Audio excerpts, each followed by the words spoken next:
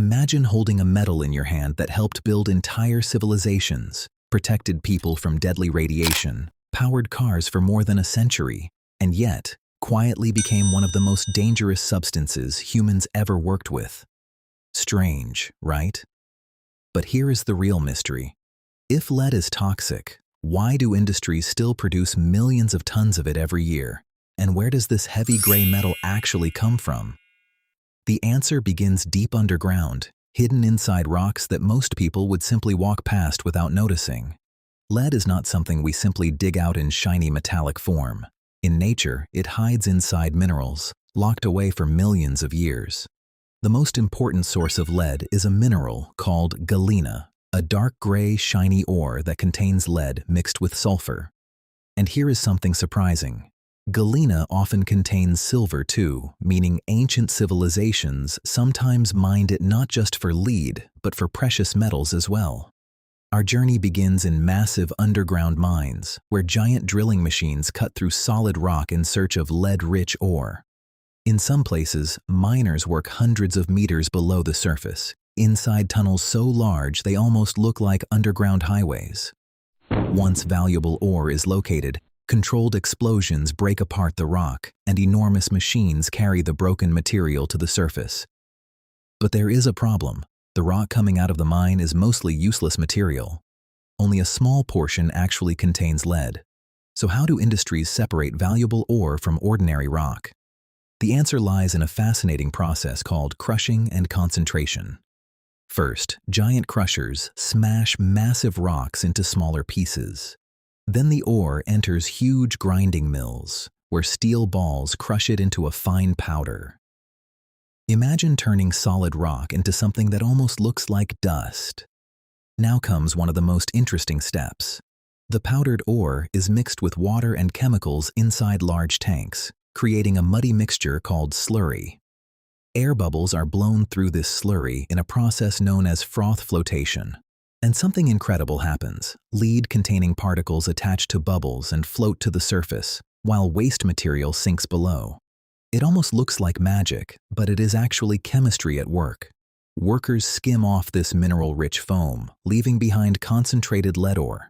Suddenly, what started as ordinary rock becomes something valuable. But here is the twist. Even now, it still is not pure lead. The ore is mostly lead sulfide, meaning sulfur is tightly bonded to the metal. To free the lead, industries must put the concentrate through intense heat. The concentrated ore enters massive furnaces in a step called roasting. Here, extremely hot air reacts with the sulfur in the ore. The sulfur burns away, producing gases and leaving behind lead oxide. Temperatures become so high that the environment inside these furnaces looks almost like the inside of a volcano.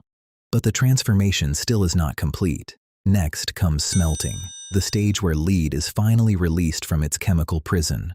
The roasted material enters giant blast furnaces, along with coke, which acts as fuel, and limestone, which helps remove impurities. Inside the furnace, temperatures rise above 1,000 degrees Celsius. At this point, chemistry takes over again. Carbon from the coke reacts with lead oxide, stripping away oxygen and freeing molten lead metal. Slowly, glowing liquid lead begins collecting at the bottom of the furnace. Imagine seeing streams of silver-gray molten metal flowing like lava. That is raw lead being born. However, there is another problem. This newly produced lead still contains impurities, metals like copper, zinc, arsenic, silver, and even traces of gold. If industry stopped here, the lead would not be useful for many applications. So the metal moves into refining. During refining, the molten lead is carefully purified. Different methods remove unwanted elements one by one. Sometimes oxygen is blown into the molten metal to separate impurities. In other cases, chemicals are added to remove specific metals. And here is something many people do not know. Some lead refineries recover valuable silver and gold during purification, making the process even more profitable. Finally, after several purification stages, industries produce extremely pure lead, often more than 99.99% pure. The molten metal is poured into molds and cooled into giant blocks called lead ingots. These heavy metallic bars are then shipped to factories around the world. But what exactly happens next? Why does humanity still produce so much lead despite its dangerous reputation? One of the biggest reasons is batteries. In fact, most of the lead produced today ends up inside lead-acid batteries, the same type used in cars, trucks, backup power systems, and even some renewable energy storage systems. Every time a car engine starts, lead quietly plays a role behind the scenes. Lead is also used in radiation shielding, especially in hospitals and nuclear facilities, because it blocks harmful radiation remarkably well. That heavy vest doctors wear during X-rays? It often contains lead, but lead has a dark side too. For centuries, humans used lead in ways that now seem shocking. Ancient Romans used lead pipes for water systems. Lead compounds were once added to paint, cosmetics, and even gasoline. At the time, people had little idea how dangerous prolonged exposure could be. Scientists later discovered that lead poisoning can seriously damage the brain, nervous system, and organs, especially in children. This is why many countries strictly regulate its use today. Yet despite these dangers, lead production continues because industries learned something important. Lead can be recycled again and again without losing its quality. And this leads to one of the most fascinating facts of all. A huge percentage of modern lead production actually comes from recycling old batteries rather than freshly mined ore.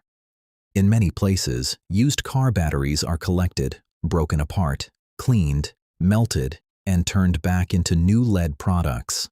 This means the battery in your car today may contain lead that was first mined decades ago. Think about that for a moment. A metal produced in ancient times may still be circulating through modern industries, transformed over and over again. So the next time you see a car battery, an X-ray room, or even heavy industrial equipment, remember, hidden inside might be one of the oldest, heaviest, and most controversial metals humans ever mastered. A metal born deep underground, trapped inside stone for millions of years, only to emerge through crushing machines, bubbling chemicals, blazing furnaces, and molten rivers of fire. That metal is lead, powerful, useful, dangerous, and still shaping our world in ways most people never notice.